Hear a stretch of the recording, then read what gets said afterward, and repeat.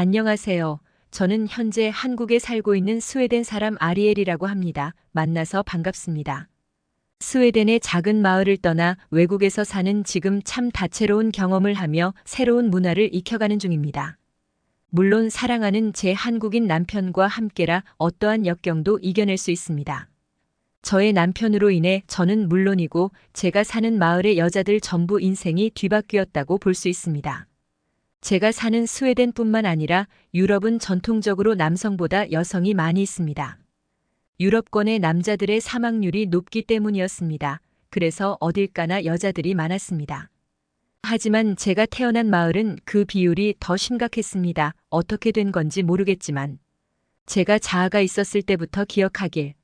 제가 사는 마을엔 여자들이 대부분이었습니다.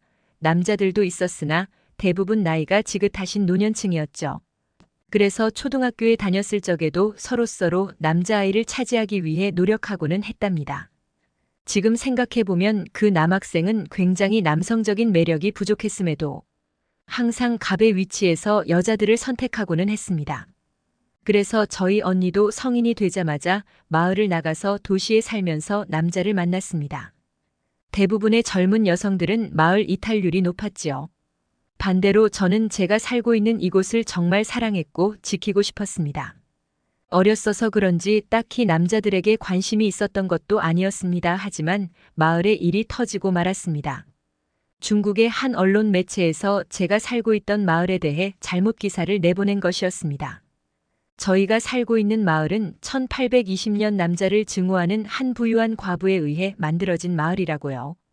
그리고 마을 입구에는 한 쌍의 금발 여성 보초들이 입구를 통제하고 있고 여기에 들어가기를 원하는 남자들은 경찰에 의해 반쯤 죽을 정도로 두들겨 맞는 위험을 감수해야 한다는 것이라고 보도했습니다. 마치 우리 마을이 남자들을 싫어해서 여자들끼리만 뭉쳐 산다고 그렇게 표현을 한 것입니다. 그것은 진실이 아니었습니다. 저희 마을은 과부에 의해 만들어진 적도 없었고 어쩌다 보니 남성 인구의 비율이 적은 것뿐이었습니다. 그리고 남자들을 꺼려하지도 않았습니다.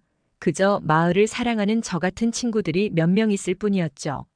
그런데 이 뉴스가 나가고 나서 마을의 전화통에 불이 났습니다. 눈을 부릅뜬 수백만 명의 중국 남성들이 저희 마을에 대해 질문을 퍼붓기 시작했습니다. 그리고 이곳으로 갈 수 있는 방법을 물어보기 위해 전화를 하도 걸어대서 전화벨이 꺼진 적이 없었습니다. 마을의 이장님은 그런 소문은 거짓이고 사실이 아니다라고 공식 입장을 발표했음에도 중국 남성들은 그 말을 들으려고도 하지 않았습니다. 솔직히 지금이 19세기도 아니고 21세기를 살아가고 있는데 여자들만 사는 마을이 비밀리에 유지된다는 것이 말도 안 되잖아요. 저희는 그저 작은 마을일 뿐이었는걸요. 중국인들의 행패는 멈추지 않고 직접이 마을로 찾아오는 사람들이 늘어났습니다. 이곳은 아주 구석진 시골 마을이었기에 외지인들의 출입에 예민한 편입니다. 그런데 그 중국인들은 마을을 들쑤시고 다니면서 이곳에 사는 여성들이 마치 남자의 굶주린 것 마냥 동물원의 원숭이 마냥 구경하기 시작했습니다. 그리고 실제로 한 중국인은 마을에 건물을 짓고 숙박업을 하려고도 했습니다. 그렇게 점점 외부인의 출입이 많아지자 마을 사람들에겐 특별 지시가 떨어졌습니다. 사건이 일어났거든요. 한 중국인이 저의 친구들 중 한 명을 마음대로 데려가려고 했던 것입니다. 제 친구가 마음에 들었으면 정식으로 데이트 신청을 할 것이지 제 친구를 중국으로 데려가려고 했다는 겁니다.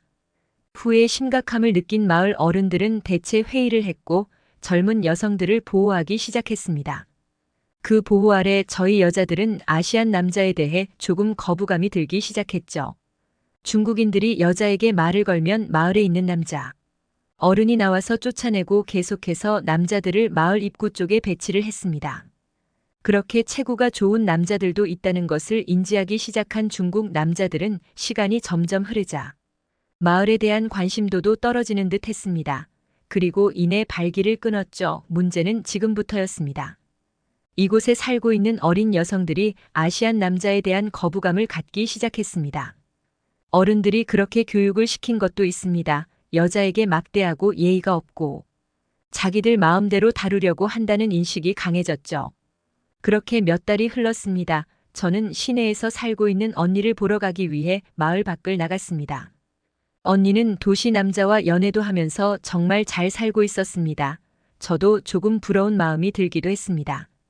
언니의 남자친구와 셋이서 저녁 식사를 하던 중 언니 남자친구는 친구를 한 명 소개시켜 주겠다고 했습니다. 다 같이 놀면 좋겠다고 생각해 동의했죠. 그리고 멀리서 걸어오는 한 아시안 저는 표정이 굳을 수밖에 없었습니다. 너무나 많이 시달렸잖아요. 그런 제 표정을 본 언니는 한국인이야라고 하더군요.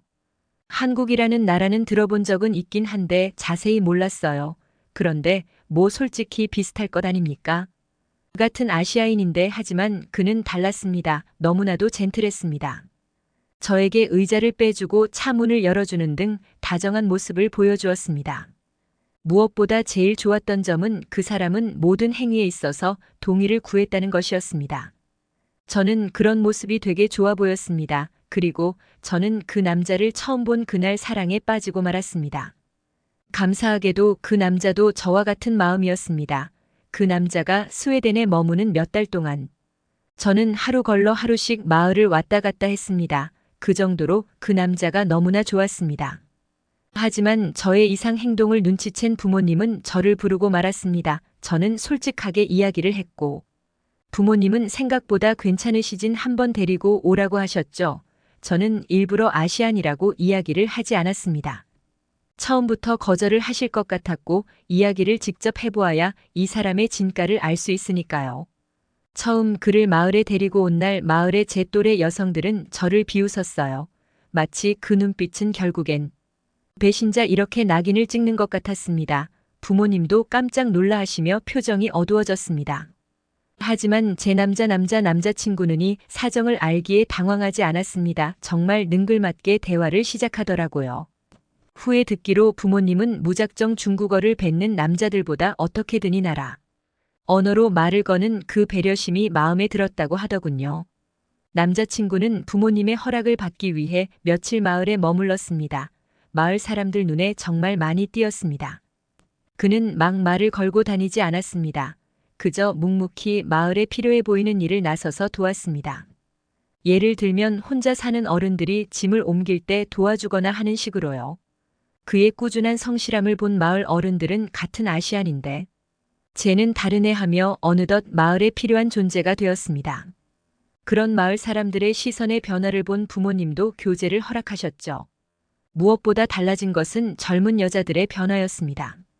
제 또래 친구들은 아시아 외모인 남자들을 싫어했는데 이제는 자기도 아시안을 만나보고 싶다면서 어플을 깔아서 연락을 하고 실제로 만난 친구들도 있어요. 제 남자친구 한 명이 마을에 가져다준 변화이죠. 저는 남자친구와 2년 정도 장거리 연애를 했고 더 이상 떨어질 수 없다고 느낀 저희는 결혼을 했습니다. 그리고 현재 저는 한국에서 아이를 키우면서 살고 있죠. 마을을 사랑해서 평생 마을을 지키면서 살 줄 알았는데 평생 영원한 건 없나 봅니다. 오늘 제 사연 들어주셔서 감사합니다. 아리엘님 감사합니다. 정말 영화 같은 이야기입니다. 이상 감동 사연 채널 왈칵이었습니다. 감사합니다.